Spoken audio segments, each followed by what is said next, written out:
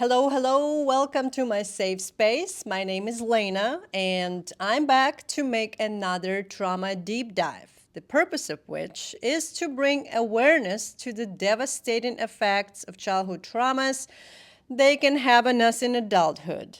Today's deep dive is going to be about the effects of being raised by narcissists. I was raised by my grandparents, and my dad played a role in raising me in my early and late teens, but my main caregiver was always my grandma. Both my dad and my grandma were narcissists. You don't have to have a diagnosis to know they were narcissists because they match every criteria of a textbook narcissist. Some of those criteria are a lack of empathy, a need to have full control of a situation or somebody, no accountability for their actions, no remorse, there's nothing wrong with me mentality, not showing emotions, being neglectful as caregivers, being selfish, preoccupation with success, a need of admiration, entitlement, arrogance, avoidance, frequent rage, and many more. Here are some of the examples of the narcissistic tactics at parenting that my grandma and my dad used on me. When I was little, I was abandoned by my mom, which I knew because my grandmother would say it to me frequently. Your mother abandoned you and no one wanted you. I'm pretty sure most kids that grew up in Ukraine and Russia around that time heard the phrase, "We will take you to the orphanage if you don't act right." I was told this a few times. At some point, I actually wanted to be taken to an orphanage, but it was a lie that they would take me in because I had caretakers that provided good enough care. I knew that from documentaries about orphans that they love to show on TV for some reason. The government did not want me either. I would have to have alcoholic or drug-addicted parents. As a little girl, I didn't know that my grandmother was my grandmother. She was the only female figure in my life at the time. I went to a kindergarten where every kid had a mom, so naturally I figured that this woman that is raising me must be my mom. I remember this one time she came to pick me up from the kindergarten, and I guess I called her mom. The kindergarten teacher and my grandma bursted out laughing. I vividly remember them talking about it in front of me, basically making fun of me for being so stupid that I thought my grandma was my mom. These women did not have any empathy for a child that wasn't raised by her alive and well mother who chose not to raise her. And instead of having compassion for me, they just laughed. I think this was the first time I learned what betrayal was. I was so little, but remember it so well because it was that painful.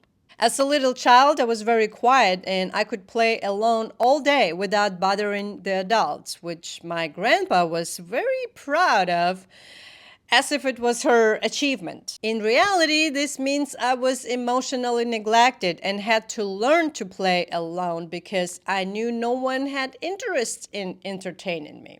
As I became older, I was allowed to play with other kids unsupervised. I want to say it started when I was around 7, right after I went to school. In school is when my real personality could shine. I was a leader amongst kids, always coming up with ideas of what games to play, organizing kids for different activities, and being one of the most outgoing and extroverted. At home, though, I was quiet and reserved because I had to. No one felt like I was worthy of talking to. And because of that, I would read newspapers when I was 5. Obviously, I didn't care to understand what was written. I just liked the process of following letters one by one, building them into words. I would read kids' books a lot and draw. All of those activities did not require an adult's participation or help. While in school, I was also one of the most physically active kids, loved to laugh and roughhouse. I also had interest in succeeding academically and didn't have to be forced to do my homework. I was responsible about it and loved studying anyway. I had a lot of friends at school and outside of school, with some of whom I'm still in close contact with. I loved going to school because it meant I would get to have fun instead of being at home talked down to all the time. While my grandma was proud that I was smart, she still found a way to make me feel dumb. For instance, she would get angry if I didn't know how to do a house chore, but she would never show me how to do it in the first place. And if I tried, she would become a control freak, push me away, and do it herself instead, saying I'm an idiot who's incapable of anything and that no one is ever gonna marry me because I would be a useless wife. It's funny because she would expect me to help her around the house, but at the same time, she wouldn't let me help because I couldn't do it as well as she would. As they say, you're damned if you do, you're damned if you don't.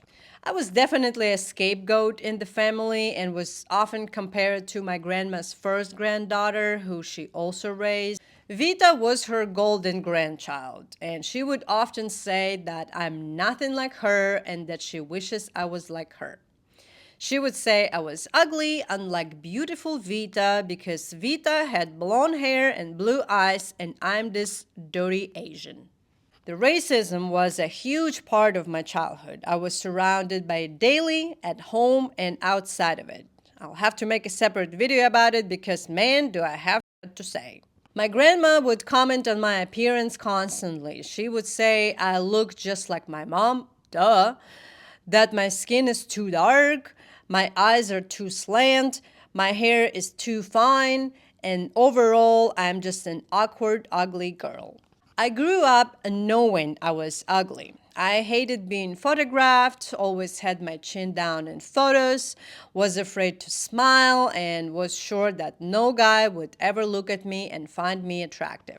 Even my dad grooming me and telling me I was the most beautiful girl in the world didn't help at the time. I didn't believe that part. Plus, he took it back once I wasn't a sexual object for him anymore, and he once told me I was ugly and that no one would ever marry me because of that or other reasons like me being average intellectually or that I had no wife skills. All because my control freak grandma failed to teach me anything, and I didn't know how to wash dishes until I was 13 and didn't do laundry myself until I was like 15 or 16. Another type of abuse I was subjected to was neglect. Not only emotional neglect that I described in the beginning, but also physical neglect. My grandma would take me to a doctor if I was very sick, which thankfully almost never happened, but she never taught me I was supposed to brush my teeth. My grandpa had dentures and therefore didn't brush his teeth, and my grandma had healthy teeth her whole life, even though she almost never brushed them. And I didn't even know I was supposed to brush my teeth until my dad showed me how to do it for the first time when I was around 10 or 11 years old. Since he was raised by the same woman I was, he also had terrible teeth, and brushing them became his obsession as he got older. Anyway, by then I already had black holes between all of my upper front teeth. I probably had them for no more than a couple of years before they had to be restored. I have an all on X now, so I don't have any of my own teeth anymore.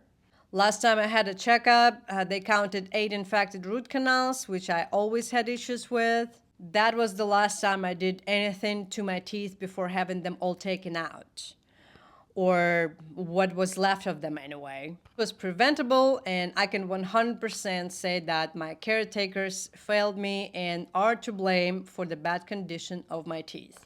While I can only guess what damages some other of their actions had caused in my mental health, this is a definite result of their neglect. As another example of physical abuse and neglect that I can remember was that my grandma also didn't let me eat as much as I wanted to, and I was always hungry. I remember when I would visit my friends, and if they had food, I was always excited to be offered some too.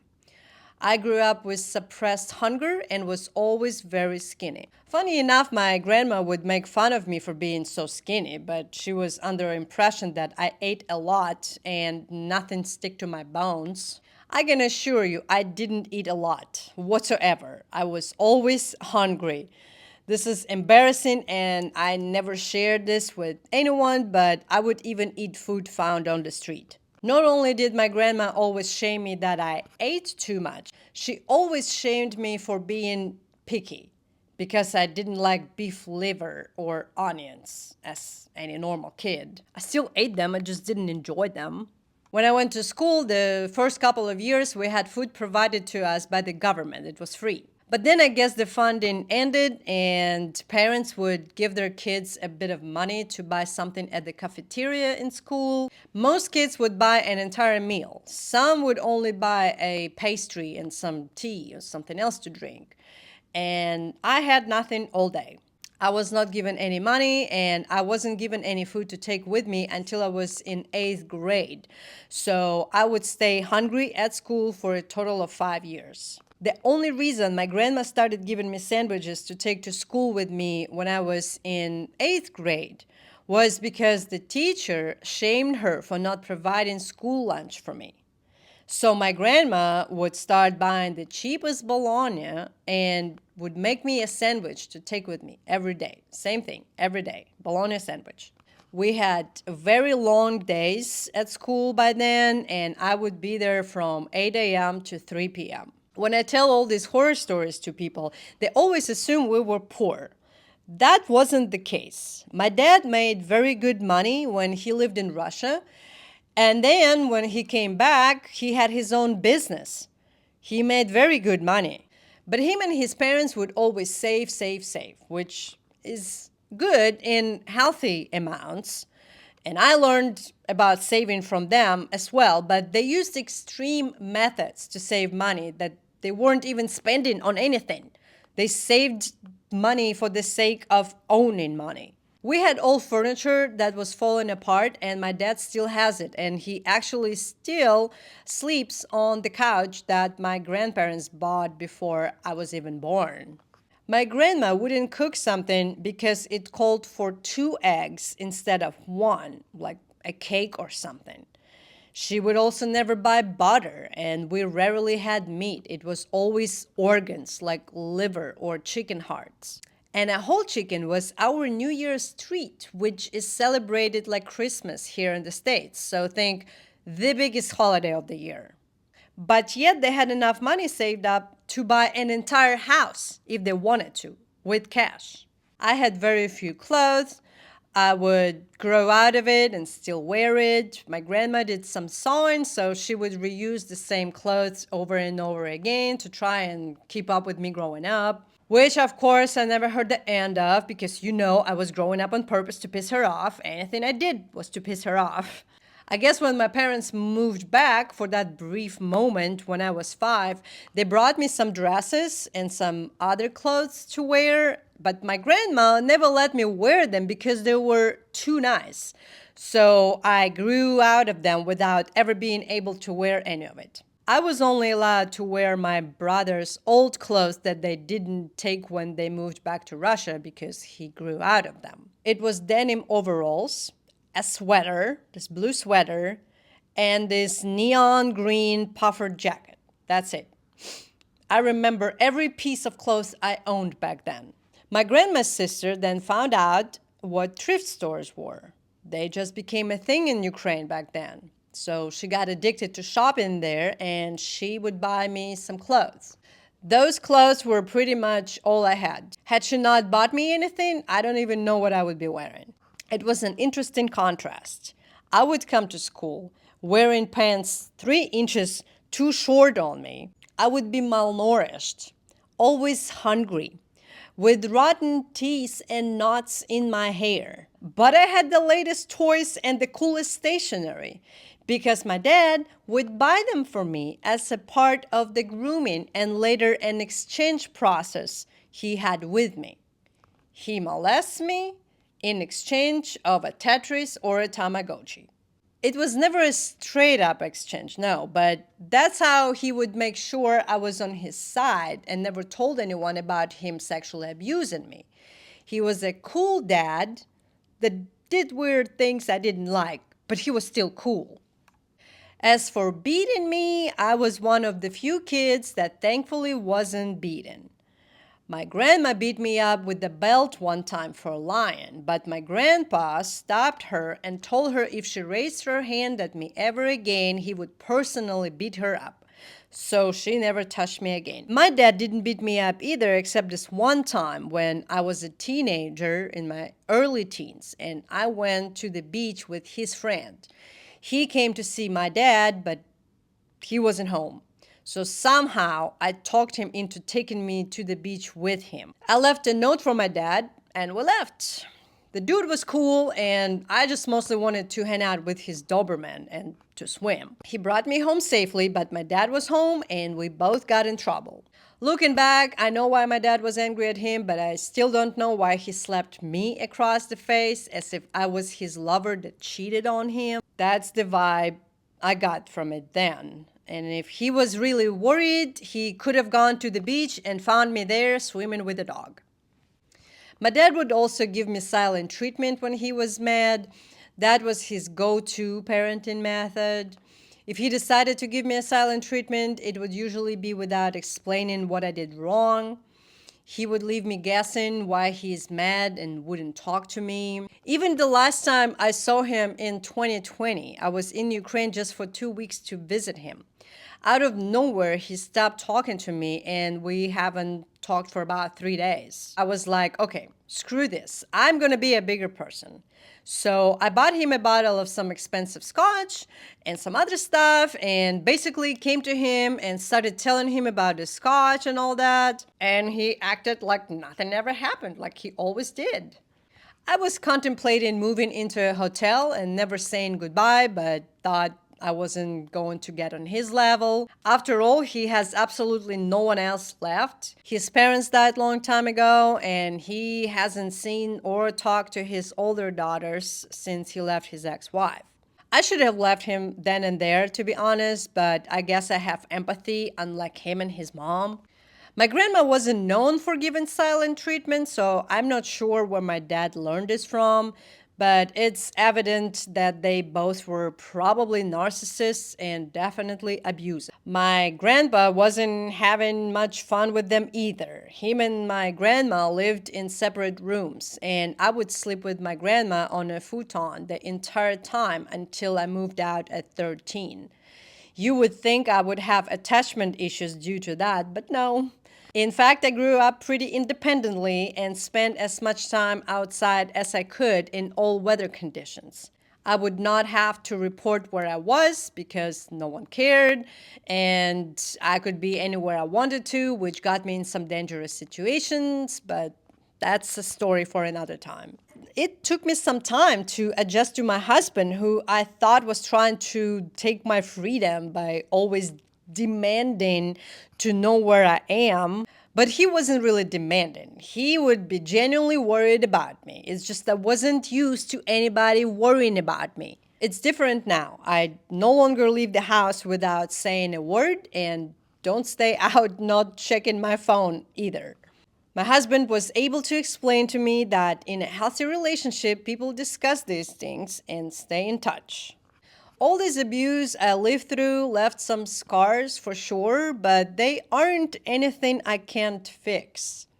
The hardest part was recognizing the abuse. If you live in denial and have a mentality that you're never wrong, then you will end up being just like your abuser or abusers. I always knew I didn't want to be anything like them. I never liked how they behaved, and I never wanted to treat anyone the same way I was treated. So once I recognized that I was following some of their steps or that the abuse made me behave in a way that hurts other people, I made sure to pay attention to these tendencies and I would consciously do things differently. Once you do it enough times, it becomes second nature.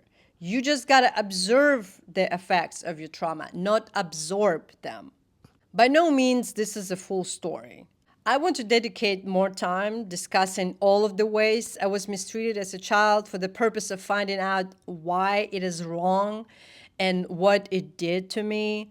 Knowing the reasons helps me change the outcome. If you feel like sharing, Let me know in the comments if any part of my story resonated with you. And in what way do you think it affected you? Make sure to also watch my other videos, like the one right here, to get a full picture. I post videos weekly, and in each of them, I discuss the abuse I was subjected to and how it affected me in adulthood.